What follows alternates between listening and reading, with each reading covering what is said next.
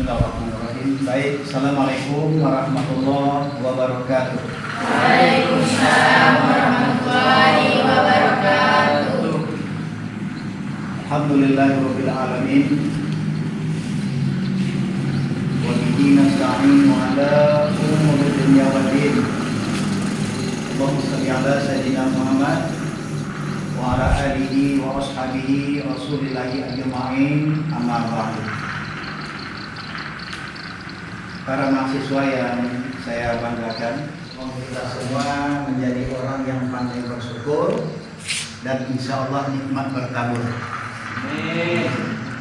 Di orang yang bersyukur itu janji Allah nikmatnya bertabur. La in syakartum la azidannakum wa la in kafartum inna adzabi lasyadid. Jika kamu bersyukur, baik untuk pertemuan kita kali ini, yakni melanjutkan pertemuan kita terdahulu dalam mata kuliah evaluasi program pendidikan. Jadi kali ini kita membahas tentang teknik atau cara menganalisa sebuah data dalam evaluasi program pendidikan.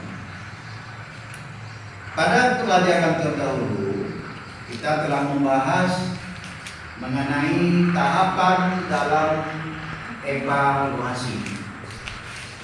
Kembali Bapak ulang, pada kesempatan ini kita membahas tentang teknik analisa data. Nah, Bapak mengharapkan setelah kita mempelajari mata kuliah ini, kepada mahasiswa diharapkan mampu untuk menganalisa data, tentunya dalam evaluasi program pendidikan. Nah, para mahasiswa sekalian yang berbahagia, sebelum kita lebih jauh membahas tentang teknik analisa atau pengumpulan data dalam evaluasi program pendidikan, mari kita bahas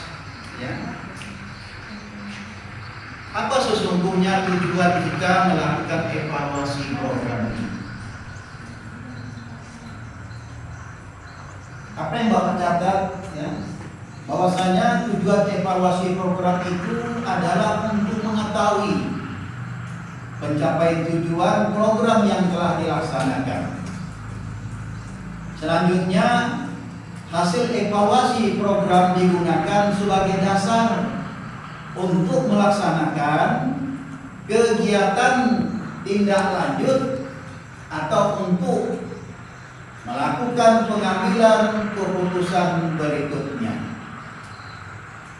Maka tujuan atau manfaat orang melakukan evaluasi program ini ada beberapa hal. Pertama, setelah dilakukan evaluasi, maka manfaatnya didapatkan pertama penghentian program. Apakah program itu bisa dilanjutkan atau tidak? Nah, ini dilakukan evaluasi. Sebagai manfaatnya Bapak ulangi, pertama penghentian program. Kenapa diberhentikan? Ya, karena programnya tidak sesuai lagi. Kemudian manfaat kedua adalah melanjutkan program. Kenapa dilanjutkan? Ya mungkin programnya cocok dengan situasi sehingga program itu dilanjutkan.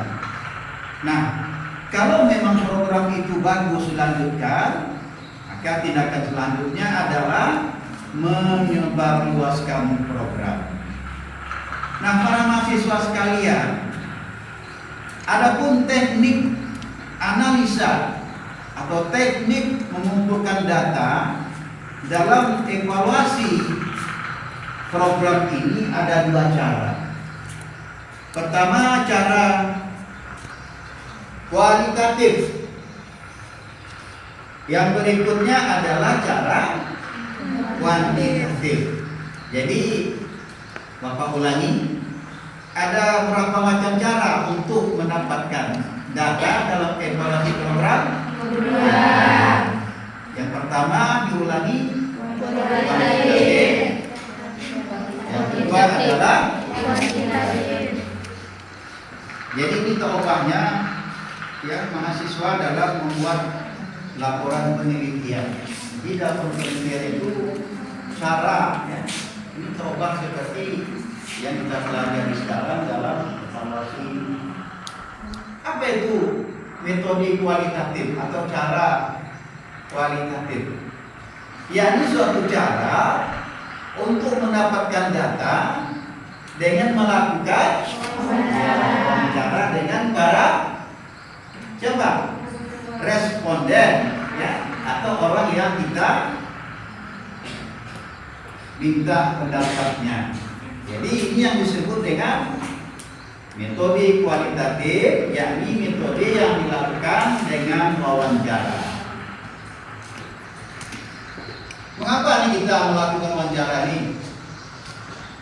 Sebagai jawabannya adalah untuk mendapatkan data. Jadi kita melakukan wawancara. Jadi kalau ada untuk mendapatkan data dengan wawancara, melakukan komunikasi dengan para audiens, para populasinya, itu disebut dengan cara kualitatif. Kemudian bagaimana cara kita ya, untuk mendapatkan data itu dalam sebuah evaluasi? Maka ada beberapa hal yang mesti dilakukan oleh seorang pengevaluasi atau peneliti. Pertama, ya menyebarkan angket. Ini yang dalam penelitian kuantitatif tadi disebarkanlah angket ya.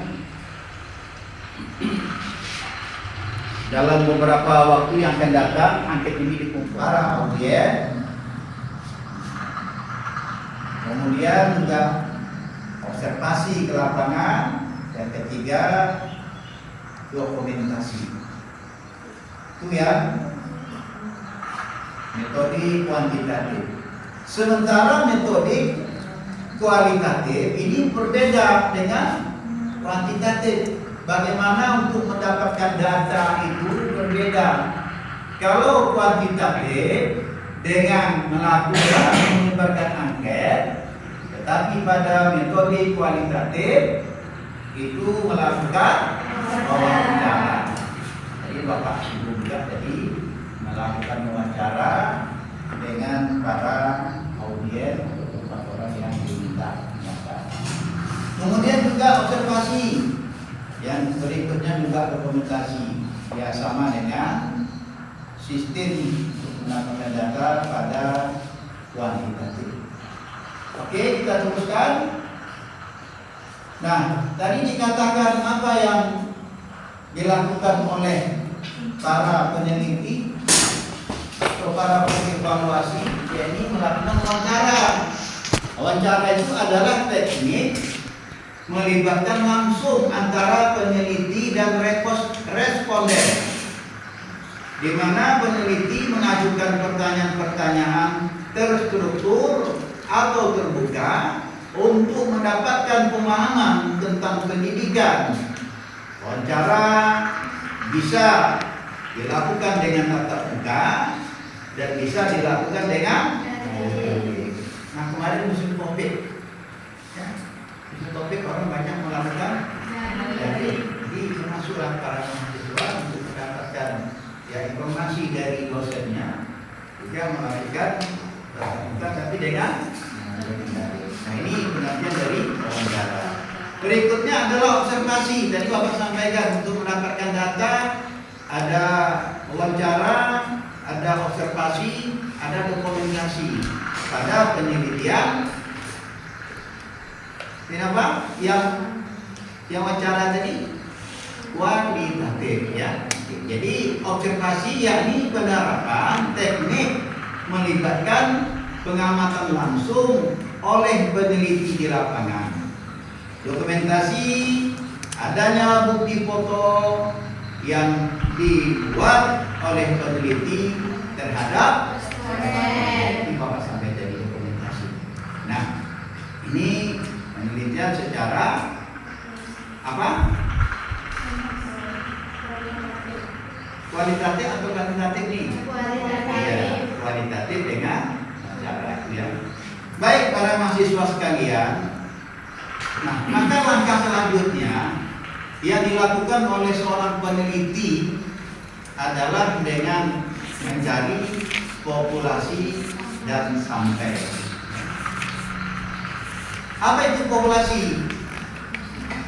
Populasi adalah metode penentuan subjek evaluasi dengan mengambil seluruh subjek yang akan menjadi sumber data, atau dengan istilah lain populasi itu adalah seluruh subjek penelitian.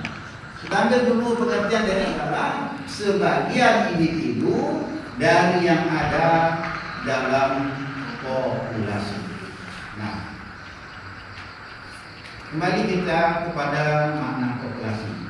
Populasi katanya seluruh objek, seluruh subjek penelitian. Sementara sampel adalah mewakili. Jadi kan populasi tempat bertanya oleh seorang peneliti. Banyak nggak 100? Banyak. Nah, karena banyak, maka boleh dirampingkan, boleh dikecilkan menjadi beberapa persen. Kalau tadi 100, boleh kita ambil 10%, boleh kita ambil 20% dari jumlah populasi yang ada. Ada tekniknya. Itu adalah apa tadi sampai? Diulangi apa? Sampai apa?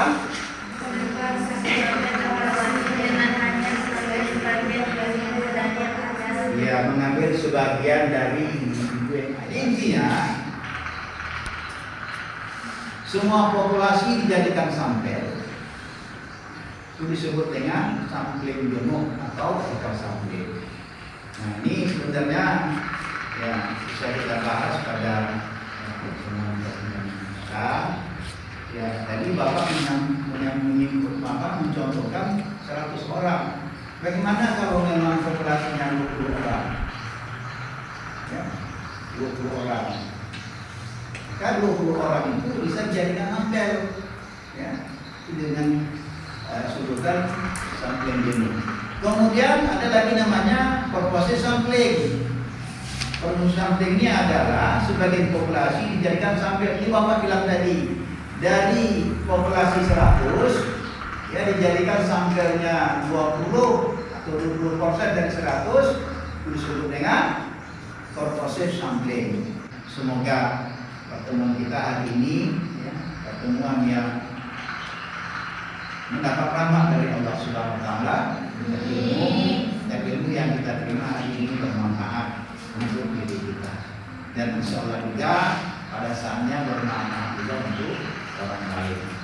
Ini ya para mahasiswa sekalian, mudah-mudahan kita senantiasa dalam kesehatan. Dan saya pribadi untuk pertemuan kali ini mohon maaf yang saya ada sesuatu yang tidak berkenan, dan semoga Allah memberikan ampunan kepada kita semua. Amin amin ya rabbal alamin. Billahi taufiq wal hidayah. Assalamualaikum warahmatullahi wabarakatuh. Waalaikumsalam warahmatullahi wabarakatuh.